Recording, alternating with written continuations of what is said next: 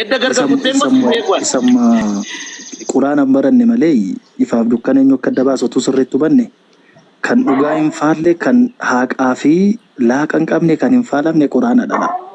Kan hin faalamne matti waan baay'ee hubadhe. Dhugaamo. Right dhugaa. Dhugaamo. Dhugaa. Atau bakka. Amma sheerisi godha. Innufta Qur'aana baasnee dubbisna. Nuti Qur'aana beektaa? Narra faane. Dubbisna rakkoon qabu saa wajjin dubbisna. Wangeela dubbisna yeema qoy boodatti dubbista sheer. Asuma dubbisime walumaan. Akkas. Amma siin gaafadheem. Kaayyoon kee maali? Qur'aana dubbisuusan Qur'aana barsiisuutan amma barsiisme hin dhaggeeffanna. Daqiiqaa 5 seekanne. Kaayyoon kee maali? Isa wajjin naasaa. Saraame garta. Sani wangeelli akka boqonnaa wangeelli akka sobuu ragaa seekannu. Wangeelli sobaadha kan jedhu naafidiin. Kun baasii dubbisiin siin jedhan salfatini goobasi. Sobaadha. Amma dubbisne bara. Boqonnaa lamaan si kan akka boqonnaan san soba taanan sobaa mi takka dhugana jedhe takka Yesuustu kijibe takka wangeela kijibe. Dubbisi. Si kan na dubbisi.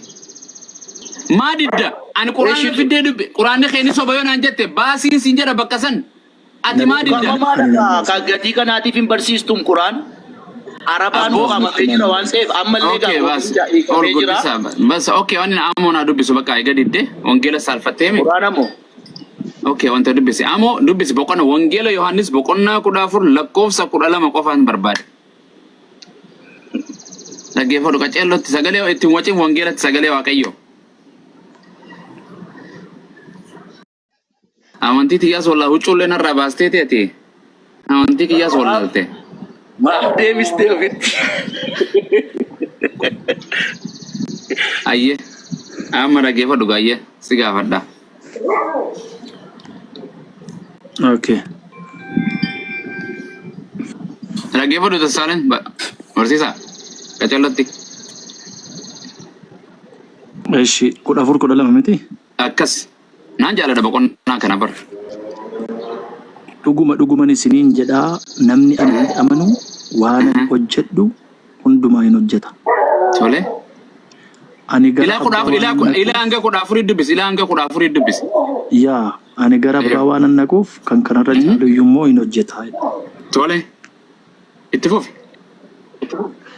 Eeshi lakkoofsa 15 abbaan ilma isaatiin ulfina. Boqonnaa 13 14 illee dubbisi. Okay 14 dubbisuush. 13 dubbisi 13. Eeywa itti aane 12 13 14. Eeywa dubbisi 13. Abbaan ilma isaatiin ulfina akka argatutti waanuma isin maqaa kootiin kadhattan ani nan raawwadha. Tole. Maqaa eenyuuti? Waanuma tokko isin maqaa kootiin yoo kadhattan ani nan raawwadha jedhe. Namantaan. Siifin sitti akka atu naman atu ganuuf deensa boqonnaa tana. Namantaati kanatti. Maal dhaggeeffadhu kaa. Ati naman taane amanuu baaduu na laalchisu si malee si laalchisa wangeelli anaami. Amma si gaafadha ayyee bakka takka si gaafadha dubbii kana boqonnaa 12 irraa kaasee lan godhu dubbii kana eenyu dubbate. Mee asuma irratti gooftaa Yesuus dubbate. Ayyee goobas na deebiste qooyi ka na ibsi jedhee si gaafadha qooyi ka goobasi. Ilaa dhaggeeffadhu Yesuus dubbate. Isa dubbate. Gara eessaan naqate. Mee gara eessaan naqate itti fufi gara lafammaa dubbisibe an gara eessaan naqate. Gara eenyuun naqate. Dubbisita. Gara eenyuun naqate. Obsi si dhufu. Ati dubbisi ka. Ati dubbisi namoonni jiru rakkoon hin jiru waan ta'eef. Dhaggeeffadhu pastor dhuguma isiniin jedhaa namni anatti amanu waan an hojjedhu hundumaa hin hojjeta. Gara abbaa waan an naquuf Amen. Maxxaa'u jedhe namtichi. Eeshi. Hayyee waan jedhu wangeela banadhala. Eeshi dhaqiiti.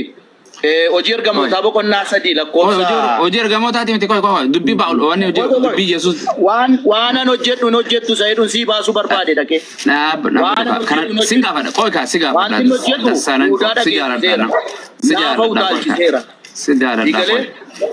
si jaaladha. Ati waa'ee dinqiiwwaniitiif deemaa jirta waan ta'eef. Koi kaa si gaafadha bar. Eeshi akkana jedha. Wangeela Yohaannis boqonnaa 14 lakkoofsa 12. Dhugumaan isiniin jedha kan jedhe kun eenyu? Gooftaa. Goobas. Namni anatti amanu waan ani hojjedhu hundumaa hin hojjeta kan jedhe eenyu? Gooftaa.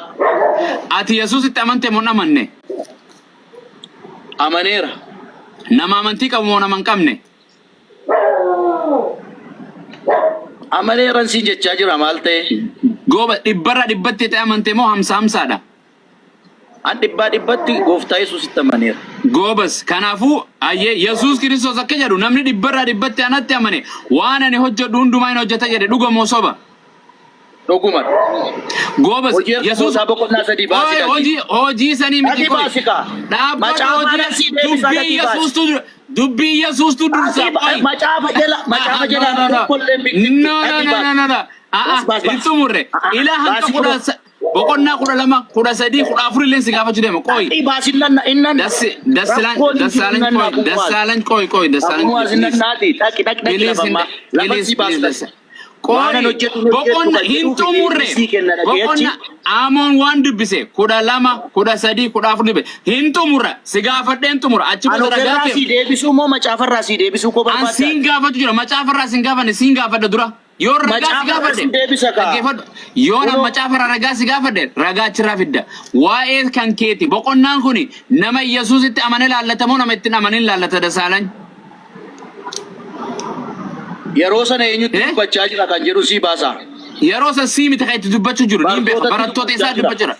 Eeywa wangeeluma kana hundaa Yesuus Kiristoos barattoota dubbachuu ture. Qottu bartootatti dubbachaa jira. Waa'ee barattoota adiisika. Bartooti immoo hin hojjenne moo hojjetaniiru hojiin hojjetame. Waa'ee sanii dhayin akki jedhe Yesuus. Okay boqonnaan kun barattoota malee isin hin laallattuu miti. Nama anattamane hundumaa nama anattamane. Ati tin amanne mina hin nasawno amaneera amante waan Yesuus eega ya amante ka jedhu Yesuus hin kijibumi waan itti deemtuum naa gala bar siigalu akka sigale waaqayyo siigalchee jira arra maqaa isaatiin galgala kan akkoo koo du'aanaa kaasechuuf deemaa jirta akkoo keetii akkoo qofaa miti arra laal mililikillee eenyu jettaniin gartee mallasillee akkatti kaastu ni beeytan baga ergaan kiyya si bira geesse okay dhaggeeffadhu